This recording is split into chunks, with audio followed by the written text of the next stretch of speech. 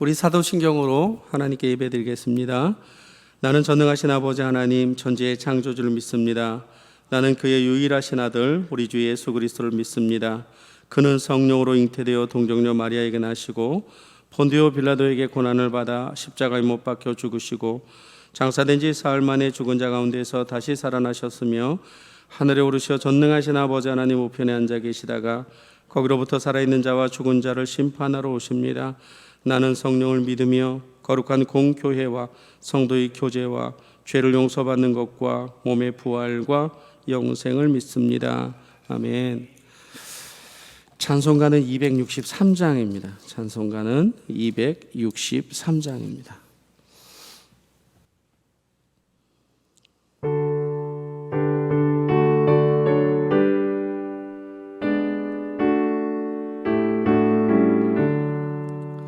이 세상 험하고 나 비록 약하나 늘 기도 힘쓰면 큰 권능 얻겠네.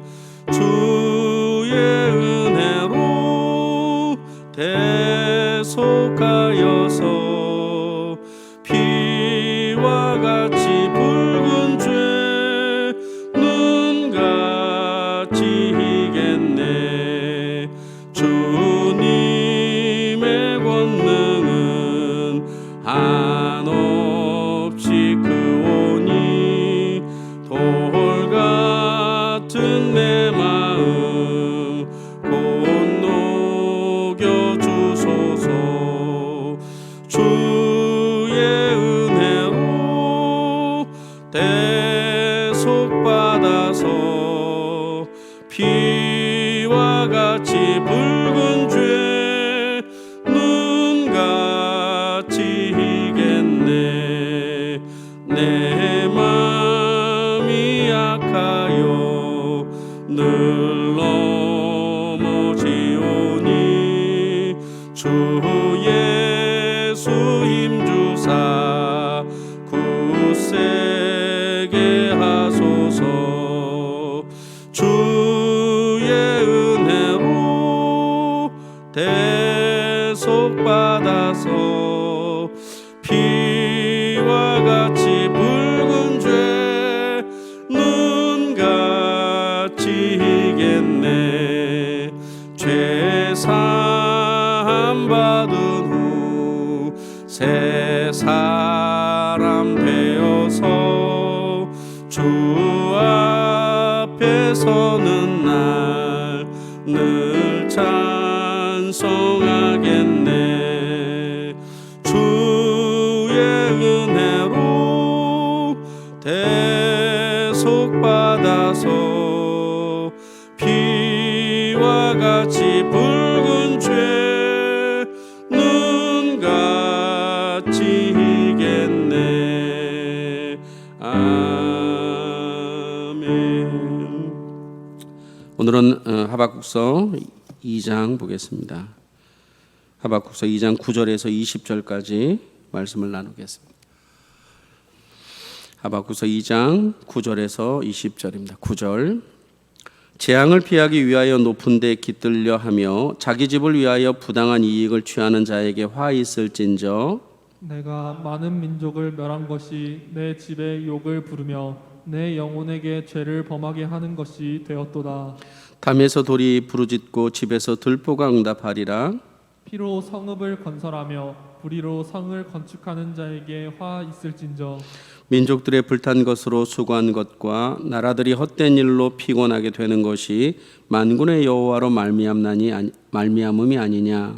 이는 물이 바다를 덮음같이 여호와의 영광을 인정하는 것이 세상에 가득함이니라.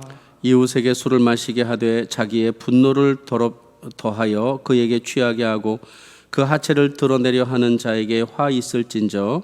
내게 영광이 아니요 수치가 가득한즉 너도 마시고 너의 할례 받지 아니한 것을 드러내라. 여호와의 오른손의 잔이 내게로 돌아올 것이라. 더러운 욕이 내 영광을 가리리라. 이는 내가 레바논의 강포를 행한 것과 짐승을 죽인 것 곧 사람의 피를 흘리며 땅과 성읍과 그 안에 모든 주민에게 강포를 행한 것이 내게로 돌아오리라. 새긴 우상은 그 새겨 만든 자에게 무엇이 유익하겠느냐? 부어 만든 우상은 거짓 스승이라. 만든 자가 이 말하지 못하는 우상을 의지하니 무엇을 유혹하겠느냐?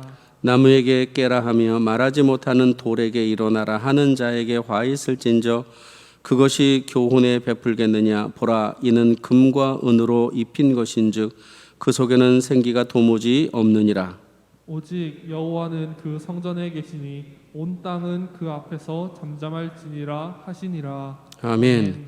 오늘은 9절에서 20절입니다. 이제 하박국에게 하나님이 내가 묵시를 주어서 그들을 멸망시킬 것이다 이렇게 말하고, 하나님이 그렇게 그들을 심판하신 그 이유는 하나님의 공의를 실천하겠다는 거예요. 그러니까 이제 하박국이 질문한 거예요. 하나님은 정말 공의로우신가요? 이렇게 질문. 그러니까 하나님이 그래, 나는 공의로워, 나는 죄를 짓는 자에게 화를 내는 분이야 라고 말하는 겁니다. 9절에 보면 재앙을 피하기 위하여 높은 데 깃들려 하며 자기 집을 위하여 부당한 이익을 취하는 자에게 화 있을진저, 화 동그라미 딱 쳐놓으세요. 12절에 보면 피로 성읍을 건설하며 불의의 성을 건축하는 자에게 화 있을진저. 하나님 그냥 넘어가지 않겠다는, 하나님 공의롭게 행하시겠다는 거예요. 15절에도 이웃에게 술을 마시게 하되 자기의 분노를 더하여 그에게 취하게 하고 그 하체를 드러내려 하는 자에게 화 있을진저, 화 있을진저 동그라미 딱 해놓으세요. 그리고 본문 몇 절인가? 네, 또 있는데 어쨌든 한번 찾아보세요. 하나님이 공의로 그들을 심판하시겠다. 그 공의 앞에는 유대인이건 바벨론이건 전부 다 동일하게 해결하겠다는. 그러니까 우리는 보통 삶을 살아갈 때 내 편은 공의로 다스리지 않는 것 같아요. 남의 편은 공의로 하지만 나하고 가까운 사람 내 것은 공의로 안 하는 것 같아요. 근데 하나님은 그렇지 않아. 하나님은 자녀라 하더라도 그 자녀가 올바로 가기 위하여서 그 자녀에게 또 채찍질로 그들을 다스리기도 하죠. 자, 오늘 본문은 그래서 하나님의 공의입니다. 하나님의 공의. 하나님의 공의는 어떻게 시행이 되는가 이런 겁니다. 첫 번째 하나님의 그 공의, 첫 번째는 하나님의 공의는 하나님의 영광을 드러낸다는 거예요. 만약에 하나님이 공의롭지 않다? 그럼 하나님의 영광은 드러나지 않아요. 근데 하나님이 왜 영광을 받으셔야 하느냐? 그분은 공의로우신 분이기 때문에 그렇다라고 말하는 거예요. 그래서 9절에서 13절까지는 그들의 죄악에 대한 부분들, 내가 너희에게 화를 낼 거야 라고 말하면서 14절, 이는 물이 바다를 덮음같이 여호와의 영광을 인정하는 것이 세상에 가득함이라. 물이 바다를 덮은 것 같이 여호와의 영광이 덮는 거예요. 어떻게 덮느냐? 하나님의 징벌적인 것으로 하나님이 이 땅을 이렇게 덮으시는 거예요. 물이 바다를 덮은 것 같이. 따라서 하나님이 우리의 인생 속에 악인을 그대로 내버려 두느냐? 하나님 그렇지 않는다. 반드시 그들이 행한 대로 하나님이 심판하심으로 하나님은 공의로우시구나 라고 사람들이 인정하게 된다라고 말하는 거예요. 우리가 이 땅을 살 때 억울한 거 있지만 그럼에도 하나님의 공의가 우리의 억울함을 갚아 주실 줄로 믿습니다.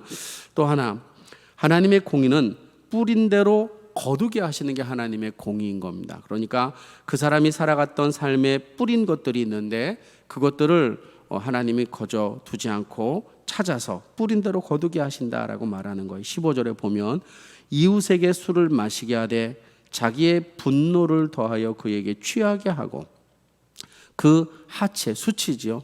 그 하체를 드러내려 하는 자에게 화가 있을진저. 자기만 먹고 자기가 하면 되는데 남에게 먹히고 자기의 분노를 그리고 그의 하체를 드러내게 하려고 하는 이런 악한 모습들 가만히 두지 않겠다. 16절, 내게 영광이 아니오 수치가 가득한즉 너도 마시고 너의 할례 받지 아니한 것을 드러내라. 밑줄 한번. 너도 마시고 너의 할례 받지 아니한 것을 드러내라. 여호와의 오른손의 잔이 내게로 돌아올 것이라. 더러운 욕이 내 영광을 가리리라 라고 말씀하시는. 따라서 하나님의 공의는 뿌린 대로 거두는 거예요. 여러분, 우리가 예수 믿고 구원 받았다는 확신, 하나님의 자녀라고 살아가는 건 참 좋긴 하지만, 그럼에도 하나님의 자녀답게 사는 것은 참 중요한 것 같습니다. 우리가 은혜를 값없이 받았지만, 누차 말하지만 하나님의 은혜는 값싼 은혜가 아니고 그 은혜의 대가를 지불하셨어요. 아들의 생명을 지불하셨죠. 우리는 마음껏 살아도 구원이 자녀라면 취소되지는 않아요. 그러나 그렇기 때문에 우리가 마음대로 사는 것이 아니라 오히려 더 내가 더욱더 주님 앞에 나의 삶을 거룩하게 구별하는 것이 중요하겠다. 이것이 두 번째입니다. 하나님의 공의는 뿌린 대로 거두게 하신다.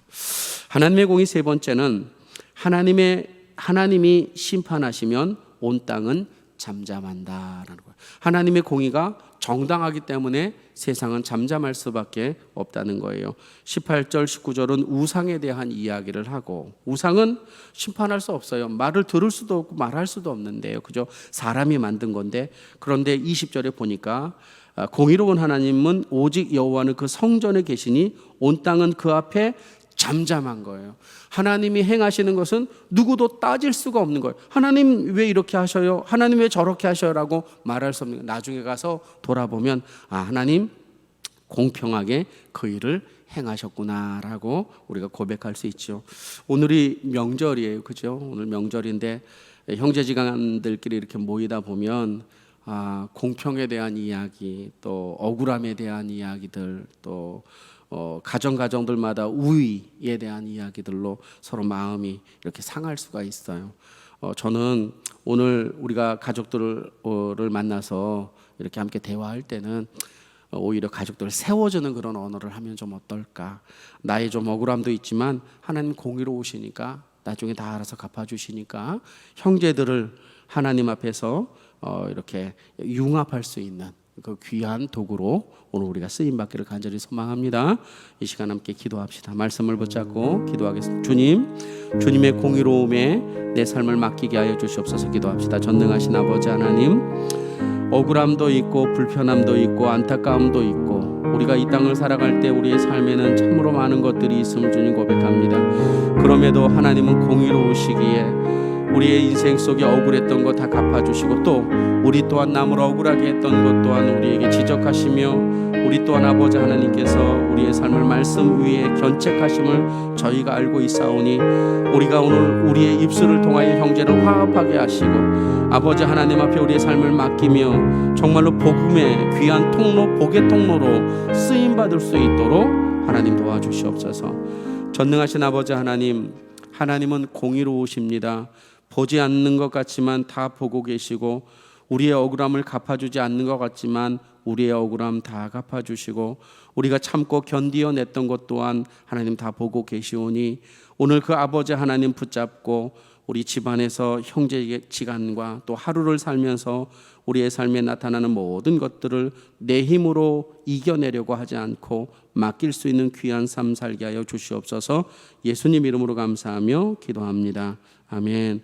하늘에 계신 우리 아버지, 아버지의 이름을 거룩하게 하시며 아버지의 나라가 오게 하시며 아버지의 뜻이 하늘에서와 같이 땅에서도 이루어지게 하소서. 오늘 우리에게 일용할 양식을 주시고, 우리가 우리에게 잘못한 사람을 용서하여 준 것 같이 우리 죄를 용서하여 주시고, 우리를 시험에 빠지지 않게 하시고 악에서 구하소서. 나라와 권능과 영광이 영원히 아버지의 것입니다. 아멘. 오늘 명절인데 우리 주변에 몸 아프신 분들이 있어요. 우리 김영희 집사님도 그렇고, 김은주 집사님도 그렇고, 또 우리 백이동 집사님도 그렇고, 또 이성균 선생님도 그렇고, 그 가정에도 하나님 정말로 기쁨의 은혜들이 넘칠 수 있도록, 성도가 건강할 수 있도록 우리 교육자들과 또 우리 직분자들 위해서 이 시간 함께 중보하며 기도하겠습니다. 기도합시다.